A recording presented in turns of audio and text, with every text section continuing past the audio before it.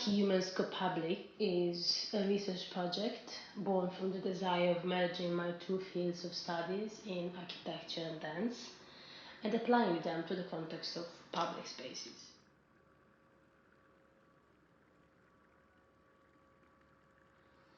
What is the interaction between Maltese public spaces and its users?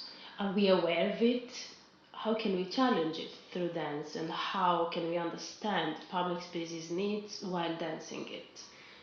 We tried to investigate those questions through an analysis of the space, the archi, and the people, or the humans, towards an understanding on how dance can have a social impact in public spaces and contribute to enhance interactions in the space itself. We've been looking at two main typologies of urban spaces. Space as a point or staying spaces, which might be a square, for example, and space as a vector or transition spaces, which might be the seaside, a pavement, a street.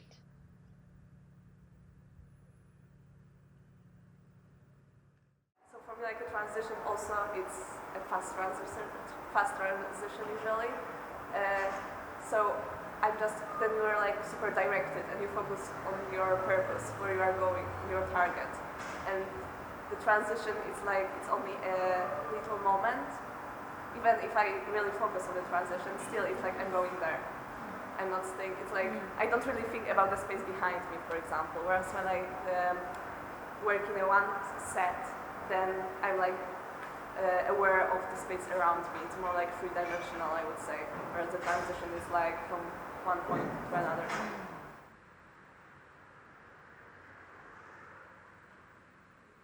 Through the urban explorations, we've been able to define and refine our approach to the public space through 5 steps into a task-based process, from an immersion into the space and its elements to the analysis of people around us, their patterns and behaviors, heading finally towards the exploration of how to stimulate and generate interactions in this context.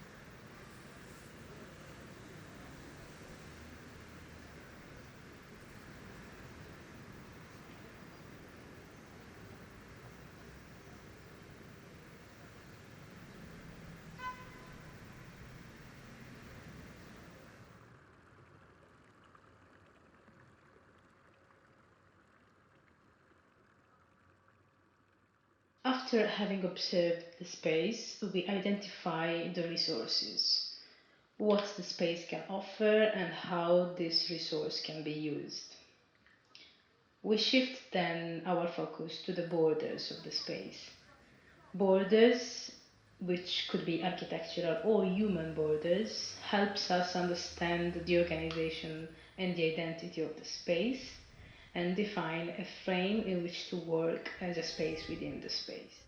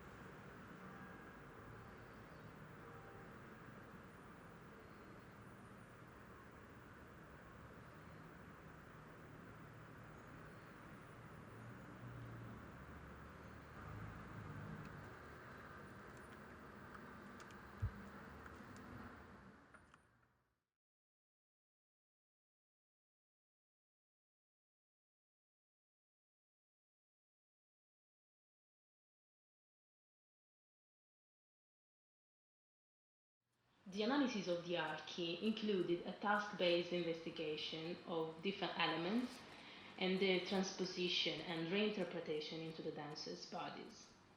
We divided these factors in shapes and geometries,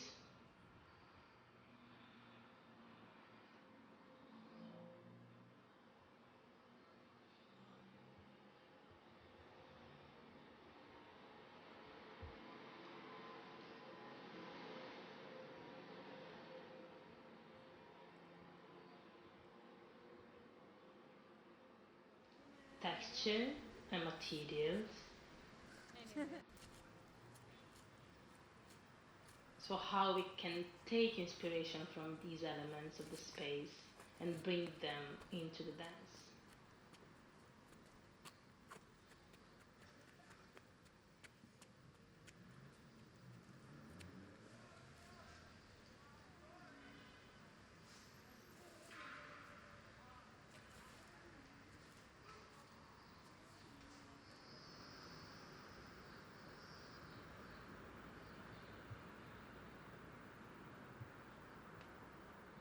Rhythm. So how the proportions and rhythm of the space can address the rhythm of the movement.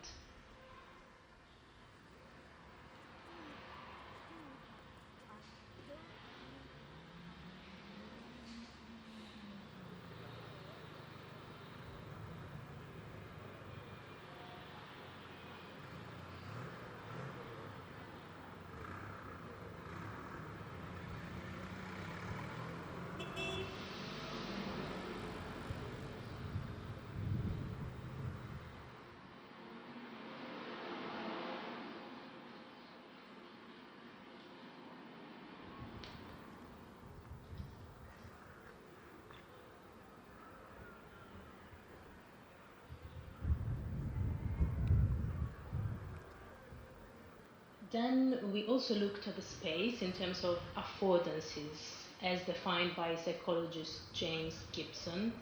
Affordances are relational in a sense that they depend on the relation between the individual and the environment.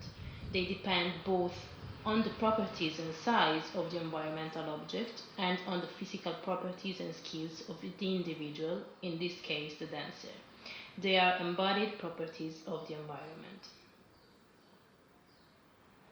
And finally, we also explored the space in terms of sounds.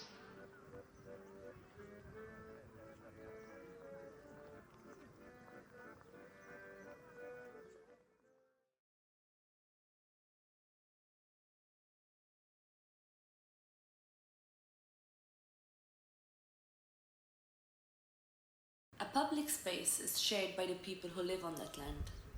Old people, young people, tiny people in buggies, moms, dads, priests. Old friends meeting, new friends meeting, breakups and new romances. All people in all situations might share a space that is public. To conduct matters natural to life, legal to a community, or even illegal. To create new memories that may remain imprinted in our brains. Or to walk the same path over and over again without noticing what is around, because it's on the way to work and I'm so sleepy, or bored, or crippled with the mundane.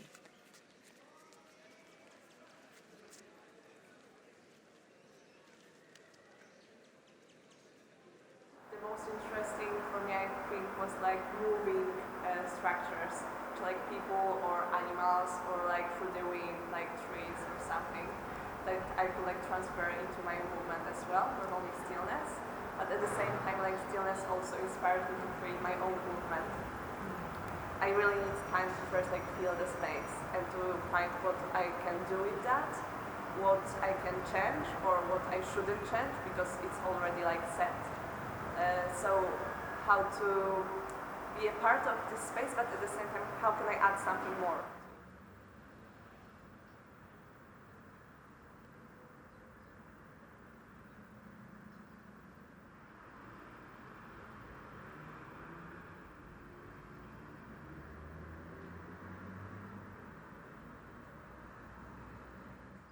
Everyone behaves in a different way. Some people, they don't even realize that there's a person behind them dancing or performing or whatever, because they're too busy doing their own thing.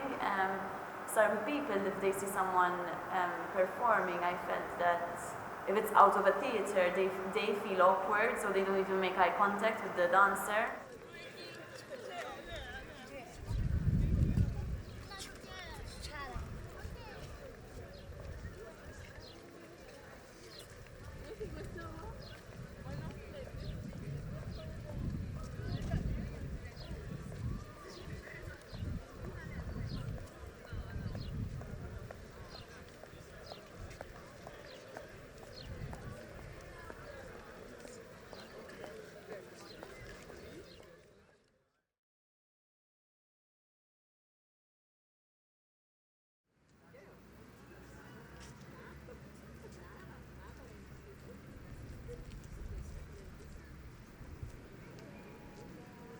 Like there was a shift with what you said about looking and acknowledging the person, like I am copying you and you see me copying you. Opening this bridge conversation, the same language, was actually helpful to get positive how to say returns. There was the couple who were like super cool with it. Yeah, let's play with it. There were the group of guys who were like, oh my god, this is rolling a awesome. cigarette You know, feel like, do this. They're gonna do everything you want. This is what they were saying in Maltese, was like, oh my god, this is so cool. You can do anything you want. They're gonna copy you, you know. So maybe in a way that's why we fell even more into patterns of copying and stuff, because it was the game that they understood and enjoyed. But yeah, how would we take it to the next level? That's a question.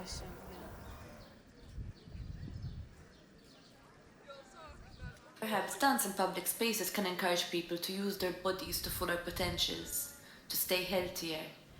Perhaps it would challenge the social norms expected of us in these spaces. Perhaps people would feel more free to lie down, roll on the grass, enjoy a stretch, or connect physically in public spaces, more like children do so naturally. Perhaps dance in public spaces would encourage a child within to enjoy itself. I think it could also serve to alleviate low feelings.